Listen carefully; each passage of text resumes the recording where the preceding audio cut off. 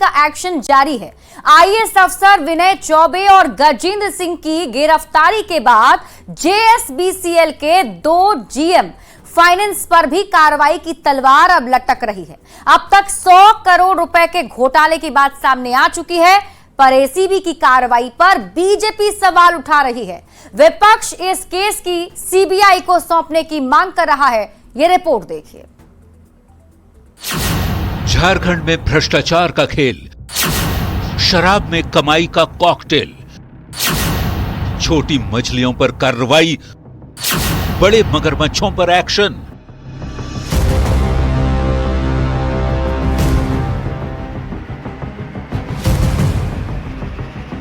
झारखंड के इतिहास में सबसे बड़े शराब घोटाले में एसीबी का एक्शन जारी है। झारखंड सरकार को करोड़ों रुपए का चूना लगाने के आरोप में एंटी करप्शन ब्यूरो की टीम ने 2 आईएएस अफसरों को गिरफ्तार किया। आईएएस विनय चौबे और आईएएस गजेंद्र सिंह को पकड़कर जेल में डाला। इस घोटाले में जेएसबीसीएल के 2 जीएम फाइनेंस पर भी गिरफ्तारी की तलवार लटकी हुई है। तत्कालीन जीएम फाइनेंस सुधीर कुमार को हिरासत में लिया गया है और दूसरे जीएम फाइनेंस सुधीर कुमार दास से भी पूछताछ जारी है।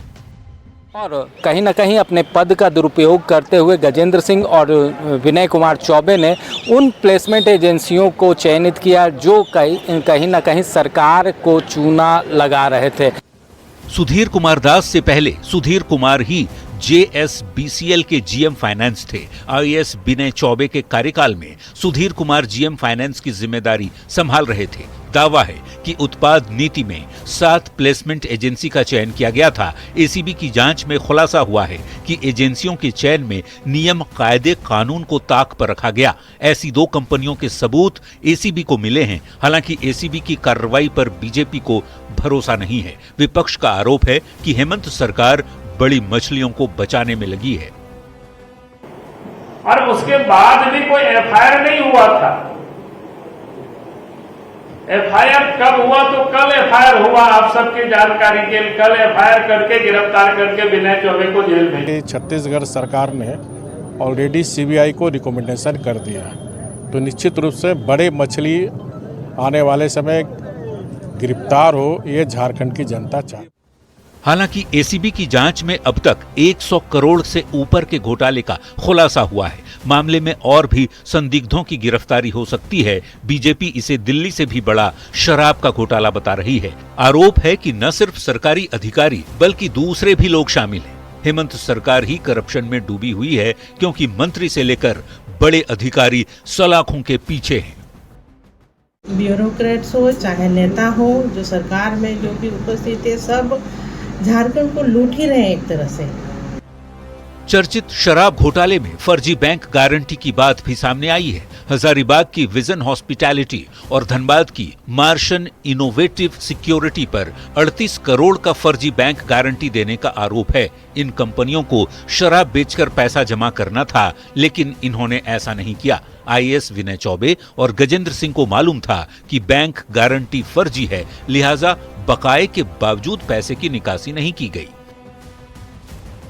रांची संवाददाता ओम प्रकाश और निरंजन सिंह के साथ ब्यूरो रिपोर्ट, न्यूज़ 18। शराब नीति में गड़बड़ी को लेकर एसीबी की कार्रवाई लगातार देखने को मिल रही है। आज भी उत्पाद एवं मद्य निषेध विभाग से ताल्लुक रखने वाले अधिकारियों से पूछताछ हो रही है। सुधीर कुमार दास, जो वर्तमान में जेएसबीसीएल के फाइनेंस जीएम हैं, उनसे पूछताछ की जा रही है। वहीं तत्कालीन जीएम फाइनेंस जेएसबीसीएल सुधीर कुमार से पूछताछ जारी है। इस पूछताछ के क्रम में मेडिकल टीम भी एसीबी दफ्तर पहुंची। ऐसे में आशंका है इन दोनों की मुश्किलें भी बढ़ सकती है। और मामले की अधिक जानकारी दे रहे हैं न्यूज़ 18 संवाददाता ओम प्रकाश। शराब घोटाले मामले को लेकर एसीबी की कार्रवाई लगातार जारी है और इस वक्त देख सकते हैं एसीबी कार्यालय में जो मेडिकल टीम है वो इस वक्त यहां पर पहुंची है और फिलहाल जो जानकारी है उसके अनुसार जो सुधीर कुमार और सुधीर कुमार दास यहां पर मौजूद हैं, जिनसे इस वक्त पूछताछ की जा रही थी और उन दोनों के ही मेडिकल चेकअप को लेकर ये टीम जो है वो यहां पर पहुंची है और उम्मीद की जा रही है कि शायद इन दोनों जो फाइनेंस में जीएम है वर्तमान में जेएसबीसीएल के, इन दोनों दोनों की मुश्किलें हो सकता है कि बढ़ जाएं। हालांकि मेडिकल टीम यहां पर पहुंची है, लेकिन आधिकारिक तौर पर अभी भी कोई जानकारी जो है वो एसीबी के द्वारा नहीं दी गई है। लेकिन बता दें कि कल भी 2 गिरफ्तारियां इस मामले में हुई थी कि जो सचिव उत्पाद सचिव हुआ करते थे तत्कालीन विनय कुमार चौबे वरीय आईएएस और गजेंद्र कुमार सिंह, दोनों की गिरफ्तारी कल हुई थी। और फिर आज जो है वो 2 लोगों से पूछताछ हो रही है। दोनों का ताल्लुक जो है वो एक्साइज डिपार्टमेंट से ही है और फिर यहाँ पर मेडिकल की टीम पहुंची है। तो ऐसे में कहा जा सकता है कि जो मुश्किलें हैं वो बढ़ सकती हैं और इस मामले में कार्रवाई का दायरा भी आने वाले दिनों में और भी बढ़ने के आसार हैं। कैमरामैन संजीव तिवारी के साथ ओम प्रकाश, न्यूज़ 18 रांची। और अब रुख कर लेते हैं अगली खबर की ओर। रांची में हुई टीएसी की बैठक पर सियासत जारी है। टीएसी की बैठक में सरकार ने यह फैसला लिया है कि जिन इलाकों में 50% से ज्यादा आदिवासी हैं, वहां शराब की दुकान या फिर बार खोलने के लिए ग्राम सभा की सहमति लेनी पड़ेगी। अब इस पर बीजेपी का आरोप है कि हेमंत सरकार आदिवासी युवकों को नशे के दलदल में धकेलना चाहती है। आप ये रिपोर्ट देखिए। रांची में टीएसी की बैठक, शराब नीति पर सियासत, विपक्ष का जोरदार प्रहार, सत्ता पक्ष का पलटवार। रांची में गुरुवार को हेमंत सरकार ने ट्राइबल एडवाइजरी कमेटी यानी टीएसी की अहम बैठक की और इस बैठक में कई बड़े फैसले लिए गए। पर जो सबसे बड़ा निर्णय लिया गया उस पर सियासत भी खूब हो रही है। मुख्यमंत्री हेमंत सोरेन की अध्यक्षता में हुई टीएसी की बैठक में शराब नीति पर लंबी बहस हुई। आदिवासी बहुल इलाकों में शराब की दुकान और होटल खोलने को लेकर चर्चा हुई। इस बात पर मुहर लगी कि शराब नीति पर ग्राम सभा की सहमति जरूर ली जाएगी। जहां 50% से अधिक आदिवासी हैं, वहां सहमति जरूरी होगी। शराब दुकान और बार खोलने के लिए ग्राम सभा की सहमति लेनी पड़ेगी। इन सभी चीजों पर विभाग को दस्तावेज तैयार करने के लिए कहा गया है और उन दस्तावेज के आधार पर आगे के निर्णय। सत्तारूढ़ जेएमएम के विधायक प्रोफेसर स्टीफन मरांडी ने ये जानकारी दी, जिसके बाद झारखंड की सियासत गर्मा गई। ट्राइबल एडवाइजरी कमेटी का बहिष्कार करने वाले झारखंड के पूर्व मुख्यमंत्री और बीजेपी के वरिष्ठ नेता चंपाई सोरेन ने आरोप लगाया कि हेमंत सरकार आदिवासी युवकों को नशे के दलदल में धकेलना चाहती है। चंपाई ने तीखा हमला बोला और कहा कि मुख्यमंत्री हेमंत सोरेन की सरकार आदिवासी बहुल गांव में शराब की दुकान और बार खोलने का लाइसेंस देकर युवा पीढ़ी को बर्बाद करने में लगी है। जो नासा से आदिवासी बर्बाद हुआ है और हो रहा है, और उसी में टीएससी में उसको चर्चा करके उसको फिर पूरा झारखंड क्षेत्र में शराब की दुकान खोलने का। चंपाई सोरेन के इन आरोपों का जवाब झारखंड के शिक्षा मंत्री रामदास सोरेन ने दिया है। पलटवार करते हुए कहा, भारतीय जनता पार्टी आदिवासी विरोधी है। बीजेपी कभी नहीं चाहती कि झारखंड के आदिवासियों का विकास हो। विपक्ष को सिर्फ अपनी राजनीति चमकानी है। 50% से ज्यादा जहाँ ट्राइबल है वहाँ पर हम लोगों ने किया है कि निश्चित रूप से ग्राम सभा की सहमति मंगाई जाए, चाहे वो 5 स्टार हो चाहे इंटरनेशनल होटल हो, लेकिन ग्राम सभा की सहमति हम लोग मांगेंगे।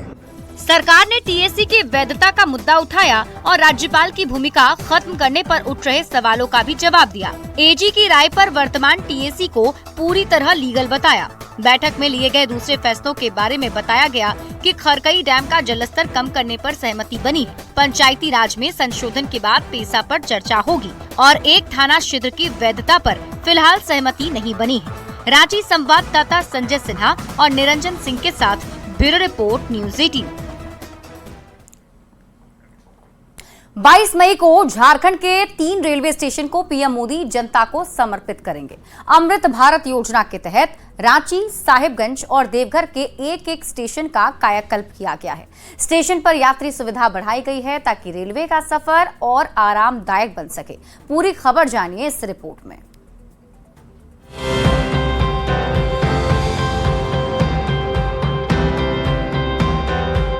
अमृत भारत योजना के तहत पीएम मोदी 22 मई यानी कि गुरुवार को झारखंड को बड़ी सौगात देने जा रहे हैं। वीडियो कॉन्फ्रेंसिंग के जरिए पीएम देश भर के 103 और झारखंड के 3 रेलवे स्टेशन जनता को समर्पित करेंगे। इसमें रांची रेल मंडल का Govindpur road railway station, Sahibganj का राजमहल रेलवे स्टेशन और देवघर का शंकरपुर रेलवे स्टेशन शामिल है। बात रांची रेल मंडल के गोविंदपुर रेलवे स्टेशन की करें तो अमृत भारत योजना के तहत 6 करोड़ 65 लाख की लागत से स्टेशन का कायाकल्प किया गया। वीसी के माध्यम से माननीय प्रधानमंत्री इसका उद्घाटन करने वाले हैं। ये हमारे लिए बहुत ही गर्व की बात है। उसके अलावा यह जो स्टेशन है, यहाँ पे state of the art facilities उपलब्ध हैं फॉर द पैसेंजर्स, ताकि पैसेंजर्स को कोई भी दिक्कत ना हो जब यहाँ पे आए। ये एक वर्ल्ड क्लास स्टेशन है, हमारे अमृत स्टेशन वर्ल्ड क्लास स्टेशन है। साहिबगंज का राजमहल रेलवे स्टेशन भी पूरी तरीके से नए लुक के साथ लोगों का स्वागत करने के लिए तैयार है। करीब 7 करोड़ की लागत से स्टेशन पर आधुनिक सुविधाएं मौजूद हैं, जो रेल यात्रियों को बेहतर सफर का अनुभव देगा। सर्कुलेटिंग एरिया है उसको डेवलप किया है, साथ ही first class waiting hall, second class waiting hall इनको डेवलप किया है। अमृत भारत योजना के तहत तीसरा स्टेशन देवघर में आसनसोल डिवीजन का शंकरपुर स्टेशन है। यहाँ भी करोड़ों की राशि खर्च कर मॉडल स्टेशन बनाया गया है।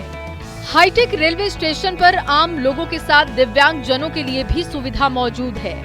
पैसेंजर के लिए काफी सुविधा का चीज उपयोग किया जाएगा, मतलब पैसेंजर के लिए सुविधा का व्यवस्था किया गया है। केंद्र सरकार की योजना है कि रेलवे स्टेशनों को एयरपोर्ट जैसी सुविधाओं से लैस किया जाए। इसके तहत अमृत भारत स्टेशन योजना के पहले चरण में देश भर के लगभग 1300 रेलवे स्टेशनों का कायाकल्प किया जा रहा है। उम्मीद जताई जा रही है कि इस योजना से न केवल रेलवे का सफर और आरामदायक बनेगा, बल्कि स्टेशन पर भी हाईटेक सुविधाएं मिल सकेंगी।